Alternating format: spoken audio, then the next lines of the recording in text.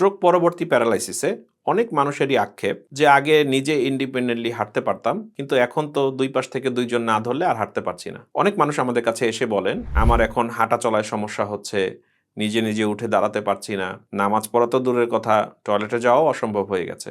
দুই পাশ থেকে দুইজন, কখনো একজনের সহযোগিতা নিয়ে আমাকে সবসময় চলতে হচ্ছে। দর্শক মণ্ডলী, আমি ওসমান, একজন নিউরোলজিক্যাল রিহ্যাবিলিটেশন স্পেশালিস্ট এবং কনসালটেন্ট ফিজিওথেরাপিস্ট। দীর্ঘ 18 বছর ধরে আমি বিভিন্ন ধরনের নিউরোলজিক্যাল এবং নিউরো ডেভেলপমেন্টাল ডিসঅর্ডারে মানুষকে দ্রুত সক্ষমতার দিকে ফিরিয়ে নিতে হেল্প করছি। আইএনডিআরে যখন এই রকম হাঁটা চলার সমস্যা আক্রান্ত, প্যারালাইসিস আক্রান্ত রোগী আসে, তখন কিন্তু আমরা হাঁটাটাকে খুবই প্রাধান্য দিই।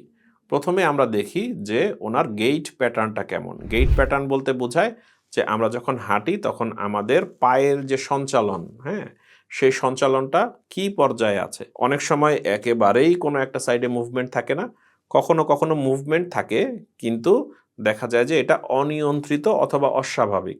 কখনো কখনো দেখা যায় যে স্ট্রোকের রোগীরা একটু পাটা এইভাবে ঘুরিয়ে ঘুরিয়ে হাঁটছেন। কখনো দেখা যাচ্ছে যে ওনারা হাঁটছেন, তবে হাঁটুটা ভাঁজ করতে পারছেন না, হিপটাকে উপরে তুলে তারপরে পা সামনে দিয়ে আবার দাঁড়াচ্ছেন অথবা হাঁটছেন। তো এই ধরনের অ্যাবনর্মাল প্যাটার্নও কিন্তু অনেক সময় গ্রো করে, যার ফলে মানুষ ব্যালেন্স ধরে রাখতে সমস্যা হয় এবং হাঁটতে গিয়ে ওনারা পড়ে যাওয়ার ভয় থাকে। তখন ওনাদের ইন্ডিপেন্ডেন্স, অর্থাৎ প্রাত্যহিক জীবনে যে উনি নিজে নিজে সব কিছু করতে পারতেন, সেই জিনিসগুলো কিন্তু হ্যাম্পার হয়ে যায়। আইএনডিআরে আমরা দেখি রোগী দাঁড়াতে পারছেন কিনা, দাঁড়াতে পারলে কতক্ষণ দাঁড়াতে পারছেন, উনি পাটা কিভাবে তুলছেন, নাকি একেবারেই তুলতে পারছেন না। তো যে যতটুকু পারে সেখান থেকেই কিভাবে সামনে আগানো যায়, সেই ব্যাপারগুলো কিন্তু আমরা প্ল্যান করি। এটাকে গেইট রি-এডুকেশন বলে। গেইট মানে হচ্ছে হাঁটতে পারার যে ধাপে ধাপে আমরা যে ধরনের মুভমেন্ট করি হাঁটার সময়, এটাকে গেইট প্যাটার্ন বলে। এরপরে আমরা ফিজিওথেরাপিতে প্ল্যান করি যে ওনার গেইট প্যাটার্নে কোথায় কোথায় ঘাটতি আছে এবং সেটার জন্য কি কি ধরনের এক্সারসাইজ প্রয়োজন। তো দর্শক মণ্ডলী, সবসময় মাথায় রাখবেন যে স্ট্রোকের পরে যেহেতু সব কিছুই নতুনভাবে অনেক সময় শেখানো লাগে, তাহলে যদি আমি সঠিক নিয়মে মুভমেন্ট শিখাই, তাহলে কিন্তু সঠিক মুভমেন্টটাই মানুষ শিখে।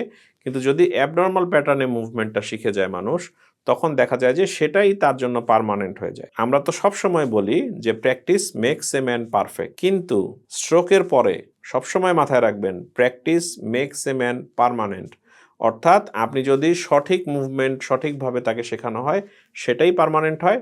আর যদি অ্যাবনর্মাল গেইট প্যাটার্ন ডেভেলপ করে, হাঁটার যদি অ্যাবনর্মাল প্যাটার্ন ডেভেলপ করে, অনেকে মনে করে যে আচ্ছা হাঁটতে তো পারছে, কিন্তু অ্যাবনর্মালি মুভমেন্ট করার কারণে ওই অ্যাবনর্মাল হাঁটার প্যাটার্নটাই সবসময় তার জন্য স্থায়ী হয়ে যায়, পার্মানেন্ট হয়ে যায়। তো এটা খুবই বিপজ্জনক। আপনারা মাথায় রাখবেন যে অবশ্যই একজন কোয়ালিফাইড ফিজিক্যাল থেরাপিস্ট অথবা ফিজিওথেরাপিস্টের তত্ত্বাবধানে থেকেই এক্সারসাইজগুলো করতে হয়, ফিজিওথেরাপিগুলো নিতে হয়। আর না হলে উল্টাপাল্টা মুভমেন্ট প্যাটার্ন ডেভেলপ করলে এটা দেখেই বোঝা যায়। এবং রাস্তাঘাটে এমন অনেক মানুষ দেখবেন যে দীর্ঘদিন আগে স্ট্রোক করেছিল, এখন হাঁটতেও পারে, কিন্তু তাদের হাঁটার প্যাটার্ন দেখলে আপনি বুঝতে পারবেন যে তার সমস্যা আছে অথবা অতীতে সমস্যা ছিল। তো এটাই তার জন্য পার্মানেন্ট হয়ে গেছে। কিন্তু আমাদের লাইফে তো আমরা এরকম চাই না। আমরা চাই হচ্ছে একদম সঠিক মুভমেন্টটা শিখুক এবং দেখে যাতে একসময় বোঝা না যায় যে ওনার কখনো স্ট্রোক হয়েছিল। এই পর্যায়েও কিন্তু নেওয়া সম্ভব, ঐকান্তিক ইচ্ছা এবং যদি সেই অনুযায়ী মানুষ কষ্ট করে। তো দর্শক মণ্ডলী, আপনার অথবা আপনার পরিবারের স্ট্রোকের পরে প্যারালাইসিস হয়ে যাওয়ার পরেও কার যদি হাঁটতে সমস্যা হয় অথবা অ্যাবনর্মাল ধরনের গেইট প্যাটার্ন তৈরি হয়ে থাকে, সেক্ষেত্রে দেরি না করে আইএনডিআরের একটি অ্যাসেসমেন্ট সেশন বুক করুন। এখানে আমরা পর্যালোচনা করে দেখব ওনার হাঁটার ঘাটতিটা কোথায়, বাধাটা কোথায়, আর হচ্ছে কি ধরনের অ্যাবনর্মাল গেইট প্যাটার্ন ডেভেলপ করেছে, সেটাকে নর্মালাইজ করতে কি করা যায়। তো সকল স্ট্রোক রোগীদের প্রতি রইল শুভকামনা। আশা করি আপনারা সবাই ভালো থাকবেন। ধন্যবাদ।